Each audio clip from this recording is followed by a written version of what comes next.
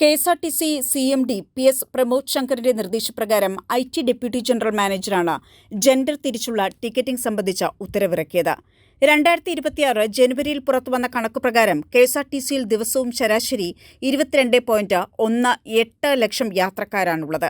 ഇതിൽ 40% സ്ത്രീകളാണ്. സൗജന്യ യാത്ര അനുവദിക്കുന്നതോടെ 10% വർധനവാണ് അധികൃതർ പ്രതീക്ഷിക്കുന്നത്. സൗജന്യ യാത്രാ പദ്ധതി നിലവിൽ വരുമ്പോൾ എത്ര രൂപയുടെ ബാധ്യത ഉണ്ടാകുമെന്ന കണക്കാക്കലാണ് ഇപ്പോഴത്തെ നടപടികളുടെ പ്രാഥമിക ലക്ഷ്യം. ഇന്നു മുതൽ ഇപ്പോൾ ജെൻഡർ ടിക്കറ്റിംഗ് ആരംഭിച്ചു എന്നാണ് മനസ്സിലാക്കുന്നത്. അങ്ങനെയാണോ? കെഎസ്ആർടിസി എം.ഡി ഇന്നലെ ഒരു ഉത്തരവ് ഇറക്കിയിട്ടുണ്ട്. ഇന്ന് മുതൽ ബസ്സിൽ കയറുന്ന സ്ത്രീ, പുരുഷ, ട്രാൻസ്ജെൻഡർ ഇതിൻ്റെ 3 ജെൻഡറും തരംതിരിച്ചുള്ള ടിക്കറ്റിംഗാണ് ഇന്ന് മുതൽ കൊടുക്കുന്നത്. ഉത്തരവിൻ്റെ അടിസ്ഥാനത്തിൽ ഇന്ന് രാവിലെ മുതൽ അങ്ങനെയാണ് ടിക്കറ്റ് വിതരണം ചെയ്തുകൊണ്ടിരിക്കുന്നത്.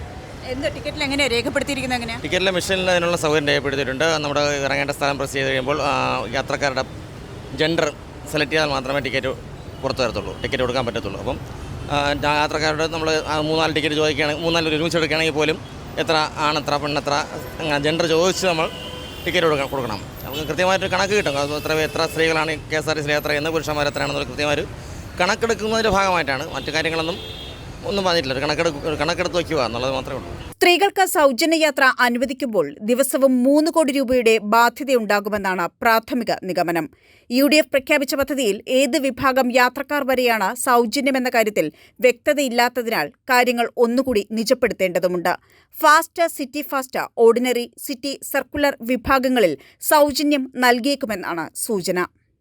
കൊണ്ടുവന്നാൽ നല്ലതായിരിക്കും. കാരണം തമിഴ്നാട്ടിലൊക്കെ ഇപ്പോഴത് ഉണ്ടല്ലോ. അപ്പോൾ ഇവിടെയും നല്ലതായി മുന്നോട്ട് പോകുന്നു പ്രതീക്ഷിക്കുന്നു. നല്ല കാര്യം തന്നെ. പക്ഷേ കടമെന്നൊക്കെയല്ലേ പറയുന്നത് സർക്കാർ. എത്ര നാളിത് പോവും? നടപ്പിലാക്കാൻ സാധിക്കുമെന്ന് തോന്നുന്നില്ല. കാരണം ഇത്രയും ജനങ്ങൾ എങ്ങനെയാണ് സർക്കാർ വെറുതെ കൊണ്ടുപോകുന്നത്?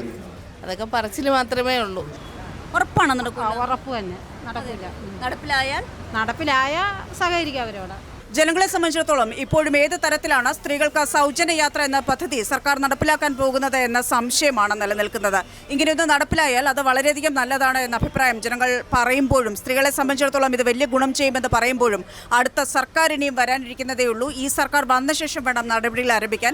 എന്തായാലും UDFനെ സംബന്ധിച്ചിടത്തോളം ഇത്തരമൊരു ഇന്ദിരാ ഗ്യാരണ്ടി പദ്ധതിയിൽ ഉൾപ്പെടുത്തിക്കൊണ്ട് ഇത്തരമൊരു പദ്ധതി നടപ്പിലാക്കാൻ തയ്യാറെടുക്കുന്നു എന്നുള്ളത് തന്നെയാണ് വാസ്തവം. അതിൻ്റെ കണക്കെടുപ്പായി തന്നെയാണ് ഇതിനെ ഉദ്യോഗസ്ഥർ അടക്കം വീക്ഷിക്കുന്നത്. ക്യാമറമാൻ രഞ്ജിത്തിനൊപ്പം പ്രമിള ഗോവിന്ദ്, ജീവൻ ന്യൂസ്, തിരുവനന്തപുരം.